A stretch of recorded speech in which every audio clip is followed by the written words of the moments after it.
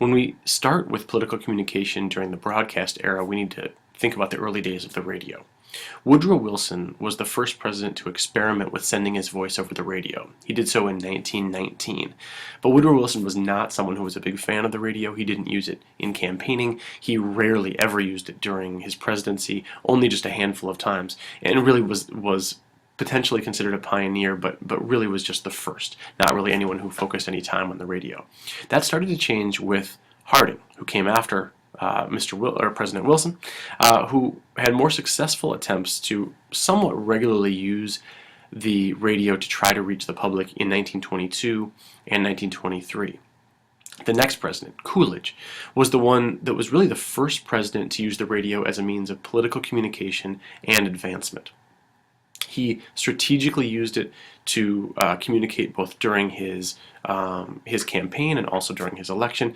And in 1924, and in the 1924 election, I should say, that was the first election that really utilized widespread strategic use of the radio by politicians and interest groups. In a preview of what would happen later on with the introduction of the television and later the internet, what we see in the middle of this radio era is that political campaigns became much more technologically savvy in the course of just 1 or 2 national campaign cycles. Most analysts agree that the Hoover-Smith presidential race in 1928 was the first true radio campaign, with both sides understanding its nuances and really utilizing it extensively in their strategy. It was the most expensive part of both campaigns during that particular election cycle.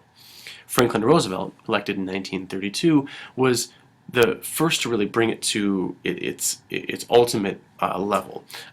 In doing so, Franklin Roosevelt was someone who not only used this to campaign very well and ultimately used it during his presidency, but was someone who had extensive experience with the radio.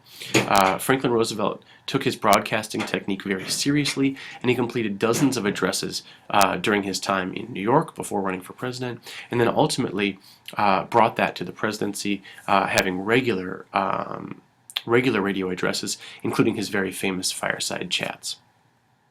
Television entered the scene in the mid to late 1940s, and while almost everyone would agree that television has been the dominant source of political communication over time, we're essentially combining radio and television into the broadcast era for our purposes today.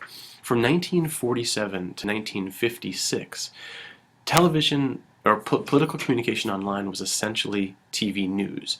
TV news coverage during that 9-year period was essentially 15-minute blocks assigned each weekday night on the 3 major networks, ABC, CBS, and NBC. They carved out 15 minutes per night on those on each of the weekdays for their political coverage, and eventually that expanded to 30 minutes. But it really wasn't until 1960 when political communication directed by politicians, directed by campaigns, really started in earnest. And that really took place because of the presidential debates in 1960 between John F. Kennedy and Richard Nixon. These debates drew uninterrupted coverage from all 3 major networks and attracted an estimated 60 to 75 million viewers, which was an absolutely enormous number at that time in 1960. The 1960 presidential debates were important for a number of reasons. It was the first time when the modern image-driven politics that we see, driven by TV coverage, driven by how telegenic people are, looking presidential, whatever the heck that actually means, really came into being. In the preparation for the 1960 debates, you had 2 candidates that really prepared rigorously for this. Nixon was preparing, John F. Kennedy was preparing, but they prepared differently for the television aspect of this, with John F. Kennedy practicing with different types of makeup on and different suits and trying to look very presentable. Richard Nixon famously refused to wear makeup, refused to essentially do anything that he wouldn't have done during a pre-television era debate. And this led to, very famously, 2 different results. You have this huge audience, 60 to 75 million people watching on television, and those people overwhelmingly felt that John F. Kennedy won. Those people who listened to the radio version of those debates, and there were millions of people who were still listening on radios in 1960, they thought that Richard Nixon won. So it was essentially the shift as more and more people start tuning into politics on television, that a telegenic, image-driven presence was really central to what political communication would be for the future. Or throughout the future of American political communication. What we're going to do now is to pause here so that you can look at 4 different clips. The first clip is a really interesting look at that 1960 debate. Second, you actually have some of the debate itself. You do not need to watch the entire 1960 debate. They are very detailed and very long, but it's really interesting to note what that looked like and in reference to what we see is our modern debates today. Third, you have a television ad in 1968, one of the most famous presidential television ads in history. It was only shown once on television, but this Daisy, so-called Daisy ad in 1968 was really important in showing the power of television advertising, which still plays an enormous role in campaigns.